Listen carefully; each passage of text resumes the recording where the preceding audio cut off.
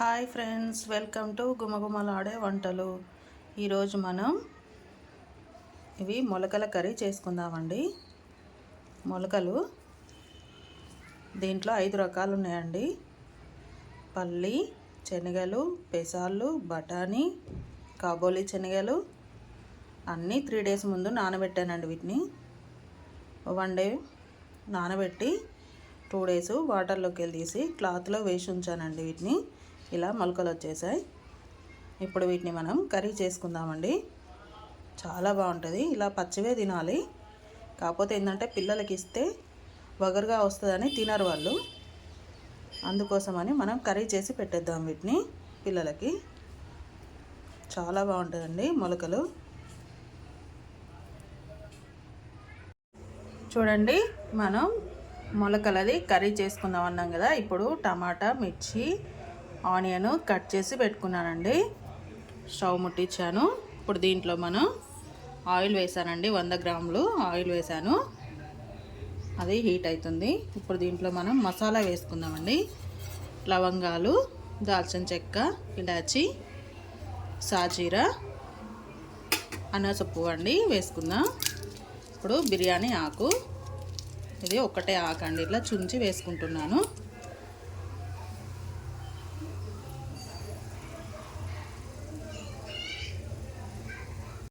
చూడండి, అవి ఫ్రై అయిపోయాయి కదా కొంచెం. ఇప్పుడు మనం దాంట్లో మనం కట్ చేసుకున్న పచ్చిమిర్చి ఉంది కదండి, అది వేసేసుకుందాం.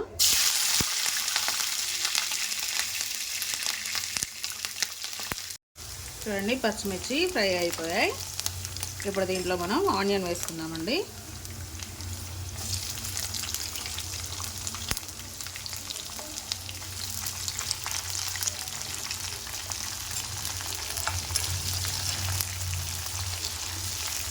ఆనియన్ అంతా బ్రౌన్ కలర్ వచ్చే వరకు ఫ్రై చేసుకోవాలి. చూడండి, ఆనియన్ ఫ్రై అయిపోయాయి కదా. ఇప్పుడు మనం దీంట్లో రెడీ చేసి పెట్టుకున్న మొలకలు ఉన్నాయి కదండి, అవి 1 day నానబెట్టాలండి. 2 days క్లాత్లో వేసి ఉంచితే ఇలా మొలకలు వచ్చేస్తాయి. వీటిని ఇప్పుడు దీంట్లో వేసి వాటి పచ్చిదనం అంతా పోయే వరకు ఫ్రై చేసుకోవాలండి.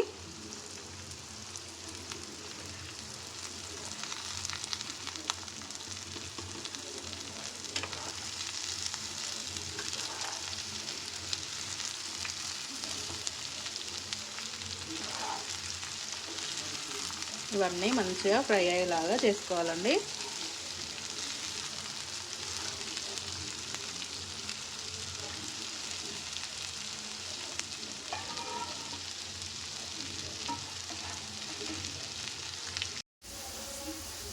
ఈ విధంగా మనం మొలకలన్నీ ఫ్రై చేసుకోవాలండి.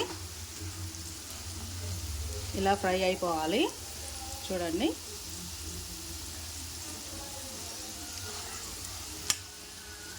ఇవన్నీ ఇలా ఫ్రై అయిపోవాలి.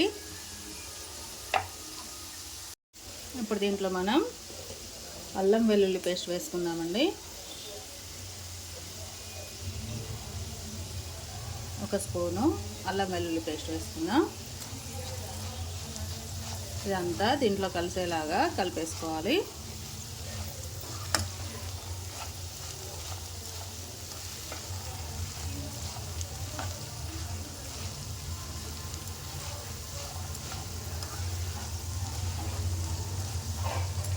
ఇప్పుడు దీంట్లోనే మనం 1 స్పూను పసుపు వేసుకుందాం.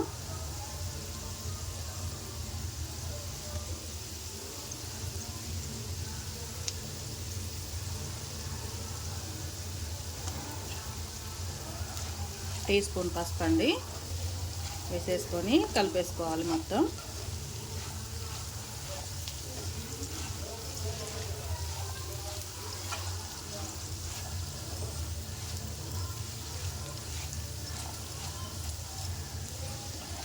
ఇదంతా కలిసేలాగా కలిపేసుకున్నాం కదా. ఇప్పుడు దీంట్లో మనం కట్ చేసిన టమాటా ఉంది కదండి, అది వేసేసుకుందాం.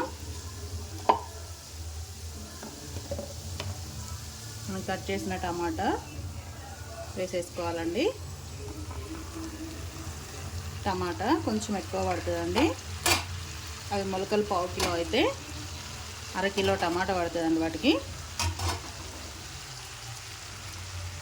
ఈ టమాటా అంతా మెత్తగా ఉడికించుకోవాలి. మూత పెట్టేసి మెత్తగా ఉడికించుకుందాం.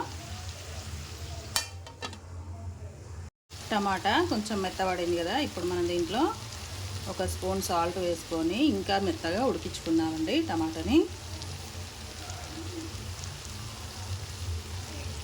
2 స్పూన్స్ వేసాను.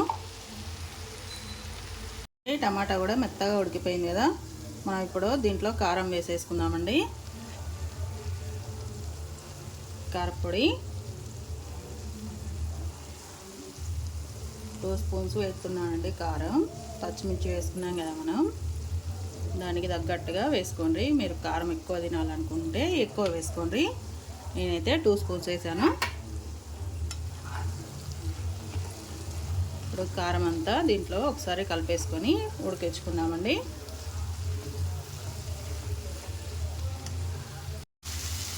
టమాటా అంతా ఉడికిపోయిందండి మంచిగా. టమాటా, కారం అన్నీ ఉడికిపోయాయి. ఇప్పుడు దీంట్లో మనం అవి మొలకలు ఉడకాలి కాబట్టి కొంచెం వాటర్ వేసి ఉడికించుకుందామండి. చూడండి, వాటర్ వేస్తున్నాం. ఈ వాటర్ మొత్తం బాయిల్గా మొత్తం ఉడికిపోవాలండి. వాటర్ అంతా ఇంకిపోవాలి. అప్పుడైతేనే ఇవన్నీ ఉడికిపోతాయి మంచిగా. ఇవన్నీ ఉడికించుకుందాం. వాటర్ అన్నీ ఇంకిపోయాయి కదా, చూడండి. మనం చాలా వాటర్ పోసాము, అవన్నీ ఇంకిపోయినాయి. చూడండి, కొంచెమే ఉన్నాయి వాటర్. ఇక ఇప్పుడు దీంట్లో మనం కాస్త పెరుగు వేసుకుందామండి. కొంచెం పెరుగు వేసుకుందాం. చూడండి, పెరుగులో చిక్కటి పెరుగులో కొన్ని వాటర్ వేసి ఇలా కలిపేసుకున్నానండి. ఇప్పుడు దీంట్లో వేసేసుకుందాం.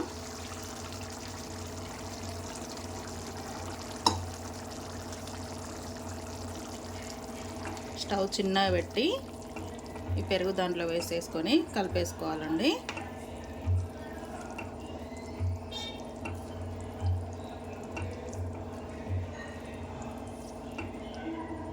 ఇప్పుడు 2 నిమిషాలు ఉడికించుకుందాం.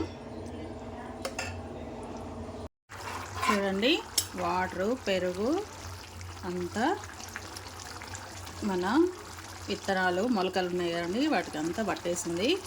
మంచిగా ఉడికిపోయాయి అవి మెత్తగా, చాలా బాగా ఉడికిపోయాయండి.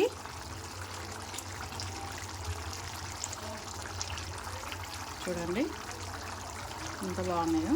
ఇప్పుడు దీంట్లో లాస్ట్లో మనం కొంచెం పచ్చి ధనియాల పొడి వేసేసుకుందామండి. పచ్చి ధనియాల పొడి 1 స్పూన్ వేసేసుకొని ఒకసారి అంతా కలుపుకొని స్టవ్ ఆఫ్ చేసేసుకుందాం. ఇక రెడీ అయిపోయిందండి. విత్తనాలది కర్రీ రెడీ అయిపోయింది.